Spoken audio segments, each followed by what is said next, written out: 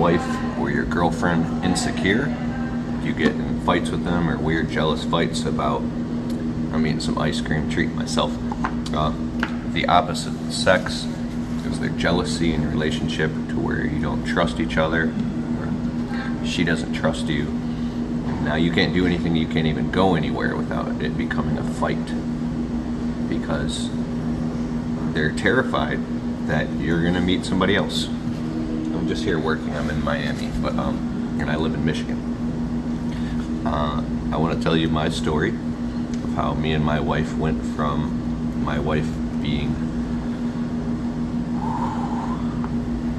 dude, I couldn't go anywhere without her losing her mind, calling me, turning into a fight, me being in anxiety, trying to be at a live event.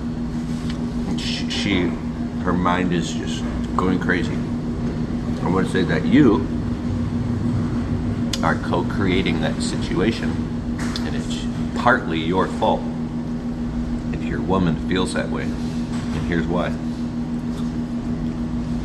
Because your energy, what she can feel, even if you are, well, hopefully you haven't broken her trust. And if you have, then, I mean, if you truly have changed and you want to be forgiven and you are 100% got your shit together and you'll never break her trust ever again, you know, that probably takes a lot of time, but I believe that time heals all things, and people can forgive and God can forgive, right? But aside from that, that's rough. What I'm saying is, trust is like, it's an emotional bank account, and it takes a long time. So if you break someone's trust, or even if you don't break their trust, but your energy comes across as a man who's flaky or untrustworthy, then your woman's going to be freaked out every time you're not with her. Here's what I had to do. I had to stop being a little wuss when communicating with my wife, and when she asked me a question like, is there other women there? I'm on the phone with her. I'm in a different state. I travel kind of often. I'm on the phone with my wife. She goes, did you meet any other women? Is there other women around? Look at my smile. Look at my smile, right? Look at that. I get a kick out of it that I don't know why. I think my father taught me this bullshit. It makes me feel excited and giddy that I don't know why. It's like a game. See? My wife freaks the fuck out when I act like that. Why the fuck are you smiling? Why are you smiling? What's so funny right now? And I'm like this and I can't help it. I'm like, I don't know, I just think it's hot how you care about me so much. Bullshit. Bullshit, she says. But I do. I think it's amazing that you love me so much. And why the fuck are you smiling? But one thing I know for sure is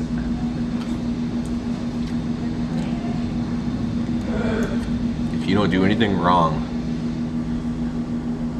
at all, you got nothing to hide. It takes a lot of energy to hide shit. It's not even worth it. Why would you even be in a relationship or be married if you're not going to be faithful? It's bullshit. That's abuse. It's abusive to be unfaithful to somebody, whether they know about it or not. And karma, you will pay. You will pay. So, here's a trick I learned from a client, actually, who became a friend. He said, this is what you do when your woman gets upset. You start talking about the future. And I didn't want to do that, but now I really mean it. And when my wife gets upset or questions me, I talk about the future. I say, I love you, I love our family. We're going to be together when we're old and gray. We're going to be in a rocking chair together and everything's going to be okay. But I didn't mean it at first. Not that I didn't mean it. I really do mean it. She could feel that I meant it. So everything that you say when you're trying to verbally just make it better and patch things up with a woman, you just dig yourself deeper in a hole. Because they can feel it. It's not the 99% of you that's madly in love with your woman. It's the 1%. That little back door, that little white lie or anything that you're hiding, or just a lack of commitment in your energy. 100% devotion to your woman. She has to feel that you'll die for her, you'll fight for her, you'll cry for her, you'll put her first above all, you'll go to the depths of hell for her, you would do anything for her, no matter what. And you'll never ever, that will never change no matter what. Your woman has to feel in her heart of hearts, into her deepest knowing, that if shit hit the fan, you'd never run out on her, that you'd always have her back. She has to feel that you can feel her. It's a very deep thing, and it's hard to verbalize.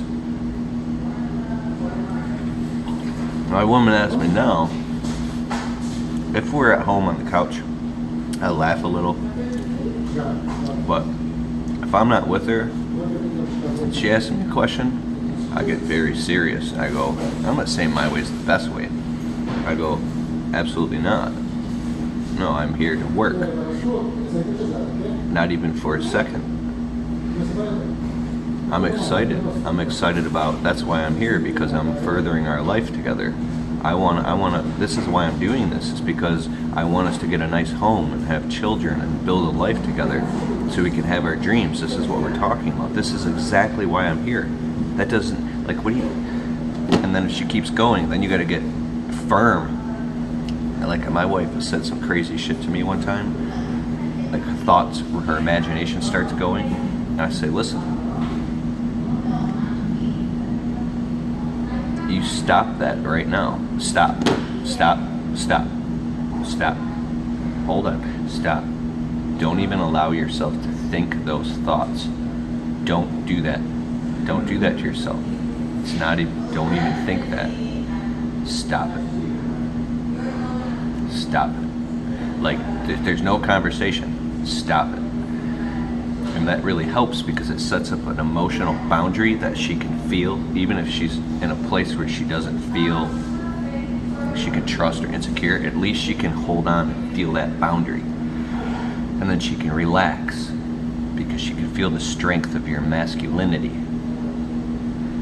Now, if you try to conversate with her and plead and talk about all the reasons why you're not doing what she thinks you're doing, all you're doing is being sucked into her frame and buying into her ideas, and now you're fueling her reasons why.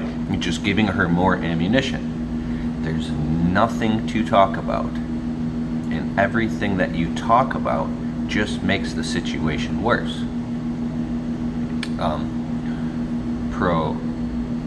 Providing you are you're good, and you're not doing anything that is outside of integrity, provided you're not out of integrity, right?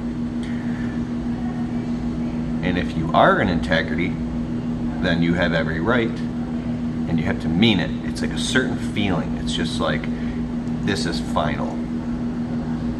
Absolutely not. And then what sometimes a woman will do is they'll turn up the emotions even higher. They'll turn the dial all the way up, and they'll go through the fucking roof, dude. And blah, they'll just crash even more energy into you, because they want to test that your integrity is real, that you're not just fronting or bullshitting. So they'll crash it against you and get you to break. And if you break down, not because you're doing anything wrong, but if you break down in that crash, now your ass is grass, because now you might as well be a liar.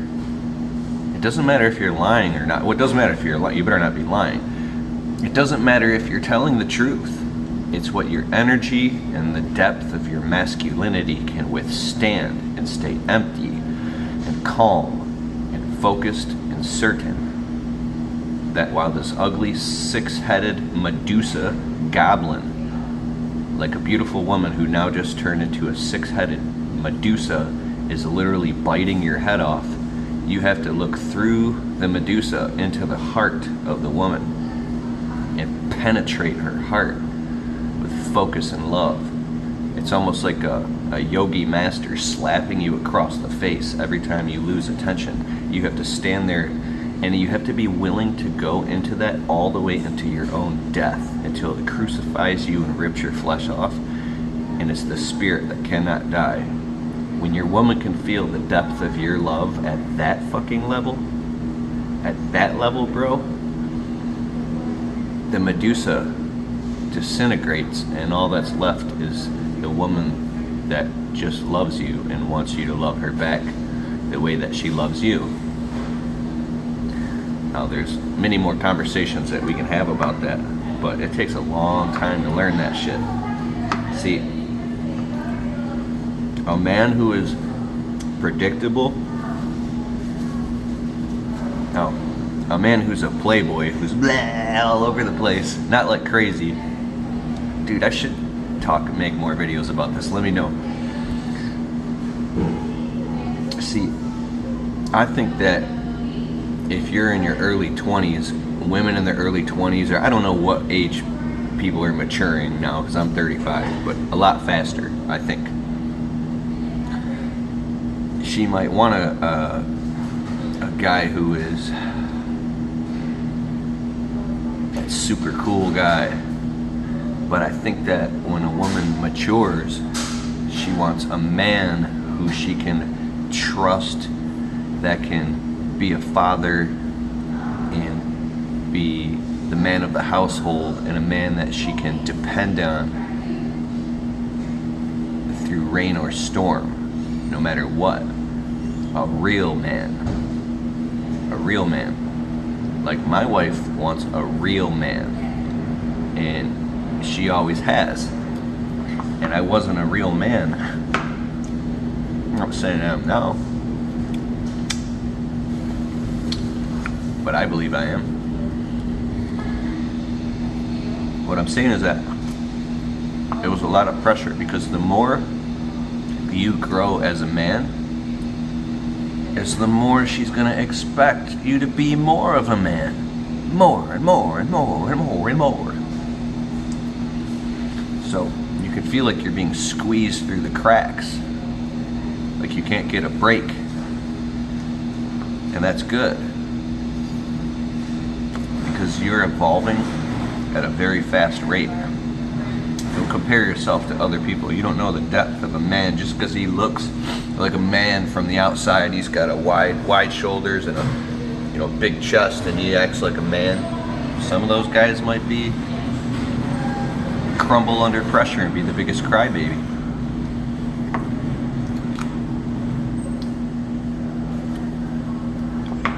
You could be 135 pounds soaking wet